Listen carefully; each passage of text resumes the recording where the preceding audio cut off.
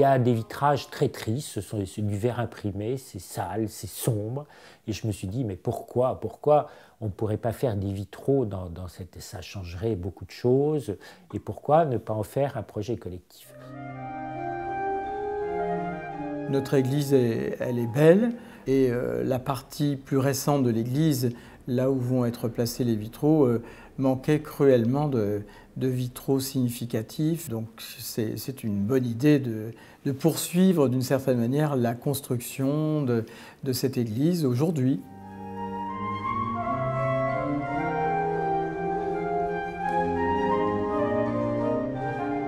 C'est une initiative qui vient de laïcs, comme on dit dans l'Église, donc de baptisés, mais qui ont le droit d'avoir des initiatives. Et ça, c'est la première chose qu'il faut saluer.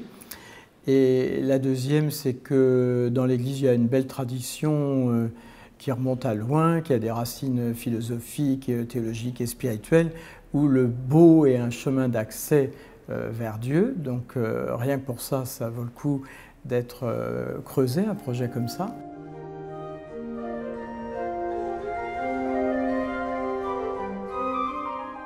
J'avais fait 2 stages à Chartres,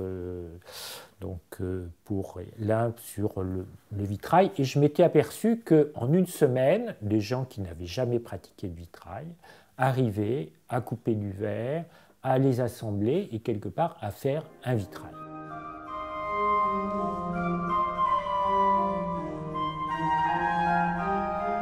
Au départ, il y avait cette idée d'éviter une figuration trop entière. Bon, d'une part parce que c'est pas tellement mon langage, mais aussi parce qu'il y a un problème d'échelle, c'est-à-dire qu'une figuration humaine donne tout de suite une échelle.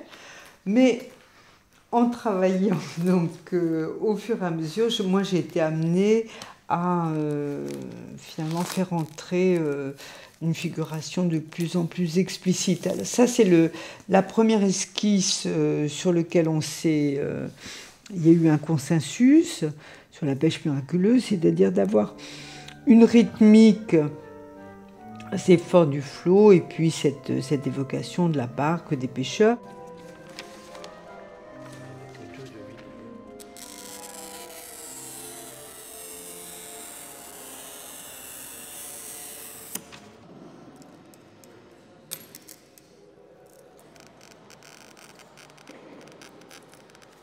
Je suis paroissienne depuis très longtemps, donc participer à nos vitraux, là, c'est merveilleux.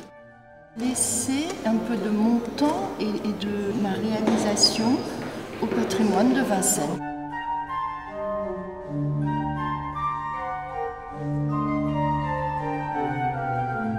La table lumineuse me sert à voir si la poudre est bien diluée, ce que je ne verrai pas sinon. Quand j'ai mon mélange fluide, donc il faut que j'arrive à le faire d'un coup.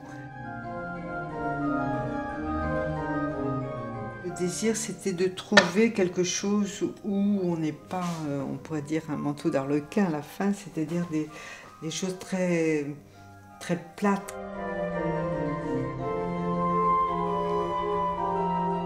Les traces du sacré, elles passent par la beauté.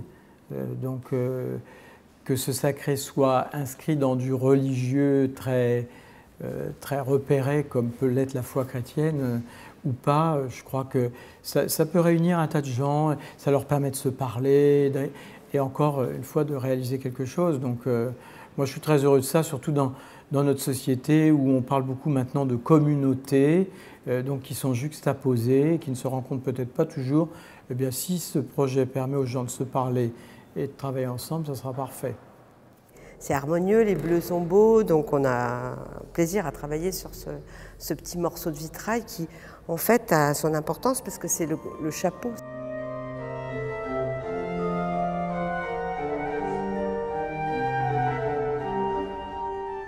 C'est pas facile, mais c'était quand même un plaisir de le faire, et surtout les passionnés. Pour moi, ça c'était l'examen de la vie, si on peut dire comme ça. C'est toujours un travail qui se fait avec le cœur. C'est ça ce qui compte pour moi.